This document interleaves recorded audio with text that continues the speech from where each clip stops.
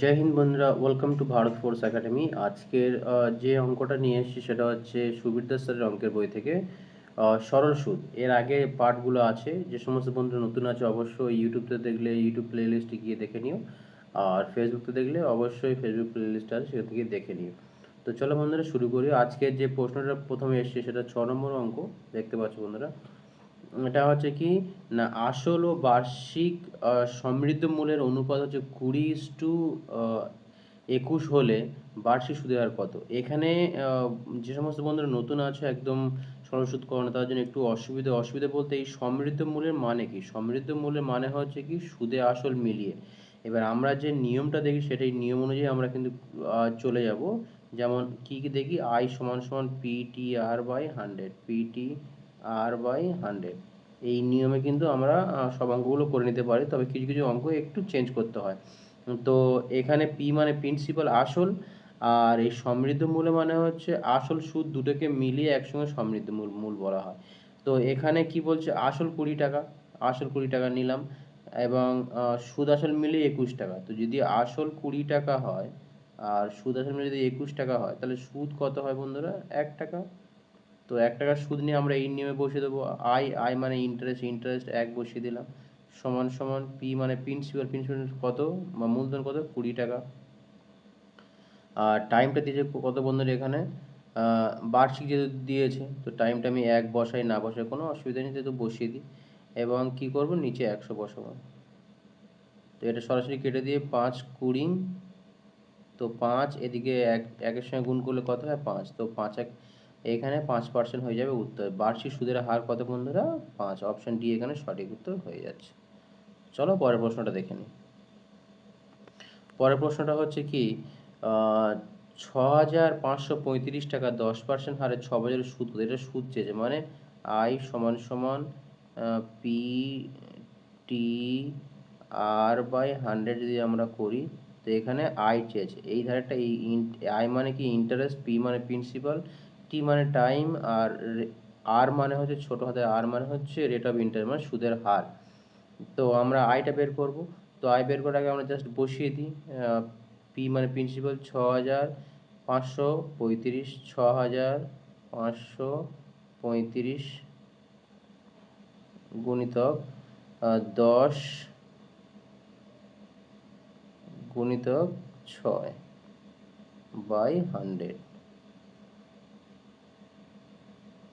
এটা বসিয়ে দিই। দিলে আমরা পেয়ে যাবো এখান থেকে। তো এই একটা জিরো কেটে দিলাম, এই একটা জিরো কেটে দিলাম। এটা আমরা 5 দিয়ে কাটতে পারি, কোনো অসুবিধা নেই।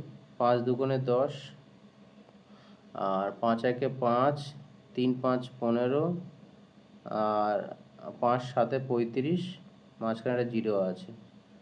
তাহলে কত হচ্ছে? এবার এটাকে আমরা গুণ গুণ করে দিই। গুণ করে দিলে কত হবে? এদিকে 2 নিচে অলরেডি আছে, 2কে আমি এখানে 6 দিয়ে কেটে দিই, 3 দুগুণে 6। তাহলে এখানে 3 আছে, এখানে 1307 আছে। তো 3 3 7 21, তো শেষের সংখ্যাটা 1 হবে। কোনটা এখানে শেষের সংখ্যাটা 1 আছে? একমাত্র বি। তো অপশন বি এখানে সঠিক উত্তর হয়ে যায়। পুরোপুরি গুণ করা দরকার নেই, 3 আর 7 গুণ করলে কত হবে? 21 হবে। 21-এর কী হবে? 1 হবে। তো 1 মানে এখানে যেটা 1 আছে, 4টে অপশনের মধ্যে 1 একমাত্র অপশন বিতে আছে, তো বিটাই সঠিক উত্তর হয়ে যাবে। ঠিক আছে, তো চলো বন্ধুরা পরের প্রশ্নটা আমরা দেখে নিই। এখানে কি, এটা হচ্ছে West Bengal civil service main 2019-এ, মানে একটা বড় পরীক্ষা কিন্তু এসে এই অঙ্কগুলো কেমনভাবে করবো দেখতে অনেকটা কঠিন লাগে, কিন্তু খুবই সহজ, কোনো সমস্যা নেই। এই প্রশ্নটা হচ্ছে কি, সীতা একটি ব্যাংকে কিছু টাকা 5.25% হারে সরল সুদ হারে রাখলেন। যদি 2 বছর পর সীতা সরল সুদ বাবদ কত পেল? 840 টাকা পেল। তবে সীতা কত টাকা ব্যাংকে জমা রেখেছিল? মানে এই আই সমান সমান পিটিআর, আই সমান সমান PTR/100। এটা চাচ্ছে কোনটা? না, এই পি চাচ্ছে। তাহলে আইটা আমরা বসিয়ে দিই। আই কত হচ্ছে? 840। আই হচ্ছে 840, আর পিটা তো আমরা জানি না। তো পিটা আমরা এখানে রেখে রেখে দিলাম। ইন্টু কত আছে? 2 বছর বলছে টাইম, আর এটা ইন্টারেস্ট কত? 5.25, 5.25। তো নিচে বসালাম এটা 100, আর এই 5.25 এটাকে পয়েন্ট তোলার জন্য কী করলাম, আমরা নিচে আরও একটা 100 অ্যাড করে দিলাম। তো এবার কেটে দিই। এবার এটা 525, 25 মানে হচ্ছে তোমার কত দিয়ে কাটা যায়, 17 দিয়ে, 25 দিয়ে কাটলে 17, আর 25 দিয়ে 4, আর 17 দিয়ে কাটছি, এটা কত হবে, 4 মানে 40। আর কত আছে এখানটায়, এখানে 2 দিয়ে কাটা যেতে পারে, 2 দিয়ে কাটলে কত হবে এখানে, ওখানে হবে আপনার 20। আর কি আছে বন্ধুরা, নিচে 4 আছে, নিচে 100 আছে, আর উপরে 20 আছে, তাহলে 4 দুগুণ কত হবে 8, 8-এর সঙ্গে একটা জিরো আর এদিকে দুটো জিরো, সব মিলে কটা হবে না 8000। কোনটা সঠিক, অপশান এ এখানে সঠিক উত্তর হয়ে যাচ্ছে। তো চলো বন্ধু পরের প্রশ্নটা দেখে নিই। তো এই প্রশ্নটা একটু আলাদা আছে, কি বলছে, অনিল বার্ষিক 9% হারে 3 বছরের জন্য কিছু টাকা বিনিয়োগ করে সুদে আসলে এত এত টাকা পেল। মানে ও কিছু টাকা ইনভেস্ট করেছিল, টাকার পরিমাণ আমরা জানি না, টাকাটাই বের করতে হবে, এবং সেটা 3 বছরে কত পেয়েছে এত। মানে আমার যদি আসল থাকে 100 টাকা, তো আমার 3 বছরে যে সুদ আসল মিলে কত হবে, 3 9 27, 127, 127, এই 127 মানেই কিন্তু কথা বলেছে 1950। তো এইটা এখান থেকে বের করে নিই। তো 127 সমান সমান 19,950, 19,050 হবে এখানে। তো এইটা 127 সমান কত হচ্ছে, ইন্টু 150, এটা মানে এটা, তাহলে এখানেও ঠিক আসলে 100, এর সঙ্গে কত করবে 150 গুণ করে দেবো, কত হবে 15,000। অপশান সি এখানে সঠিক উত্তর হয়ে যাচ্ছে।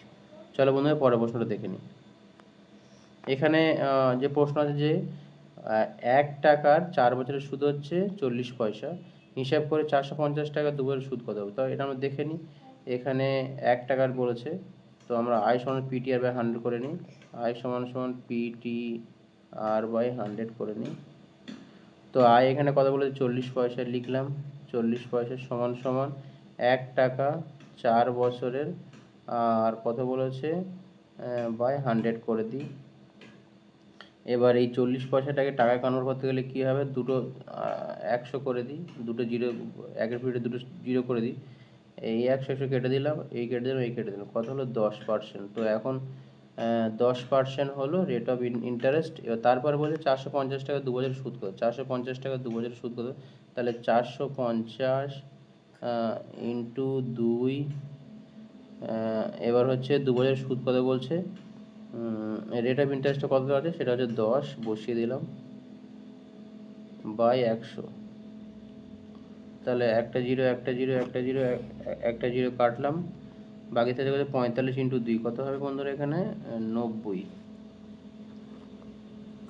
কোনটা সঠিক উত্তর, অপশান এ এখানে সঠিক উত্তর হয়ে যাচ্ছে। যে সমস্ত বন্ধুরা এই অঙ্ক থেকে উপকৃত হচ্ছে তারা অবশ্যই শেয়ার করে দিও, এবং অল ডিফেন্স একাডেমি